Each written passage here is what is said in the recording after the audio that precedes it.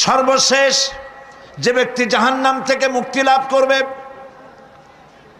তাকে আল্লাহ পাক বলবেন, ফেরেশতাদেরকে বলবেন, ও আমার ফেরেশতারা, আমার এই বান্দাকে জান্নাত এবং জাহান্নামের মাঝখানে রেখে দাও।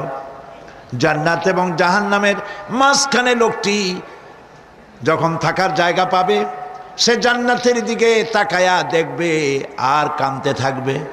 আল্লাহ পাক জিজ্ঞেস করবেন, বান্দারে, যুগের পর যুগ ধরে জাহান্নামে কেঁদেছ, আমি রব্বুল আলামিন জাহান্নাম মাফ করে দিয়া জান্নাত জাহান্নামের মাঝখানে রেখে দিয়েছি, আযাব থেকে তো বেঁচে গেছো, এখন কান্দো কেন? লোকটি বলবে, রব্বুল আলামিন কান্দি এই কারণে, জাহান্নাম থেকে মাফ করেছো, তোমার শুকরিয়া আদায় করি। জান্নাত তো আমার কপালে নাই, কিসমতে নাই, কিন্তু জান্নাত আমি এখান থেকে দেখতে পাচ্ছি, জান্নাতের সুঘ্রাণ আমার নাকে আসতেছে, কপালে নাই যাওয়ার। আমি কাঁদি এই জন্য, তুমি যদি মেহেরবানি করে আমাকে জান্নাতের দরজার কাছে একটু দাঁড় করায় দিতা, প্রাণ ভরে তোমার জান্নাতের দৃশ্যটা একটু দেখতাম।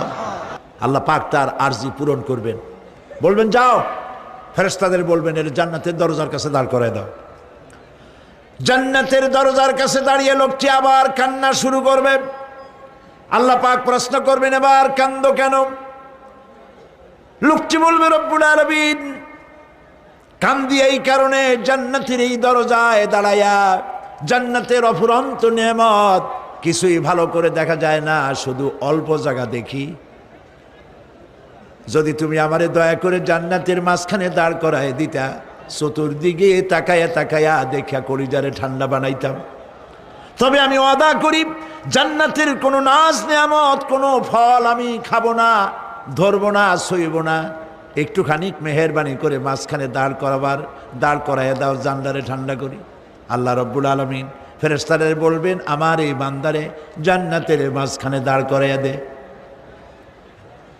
আল্লাহর নবী বলেন, জান্নাতের মাঝখানে দাঁড়িয়ে লোকটি আগের চাইতে আরো জোরে চিৎকার মেরে কাঁদতে থাকবে। আল্লাহ পাক বলবেন, বান্দারে কি হলো তোর? দরজার কাছে আসতে চাইছিলে, আইনা দিলাম। আবার এবার মাঝখানে আসতে চাইছো, তাও এনে দিয়েছি, আবার কান্দো কেন? লোকটি বলবে, রব্বুল আলামিন এবার কান্দি এই জন্যে, তুমি যখন দয়া করে একটিবার জান্নাতের মাঝখানে এনে আমাকে দাঁড় করায় দিয়েছো, তুমি রহমান রহিম গফুরুর রহিম, এই জান্নাত থেকে আবার আর বাইর করে দিও না। আল্লাহ রাব্বুল আলামিন বলবেন, ও আমার বান্দারে, আমার এই জান্নাত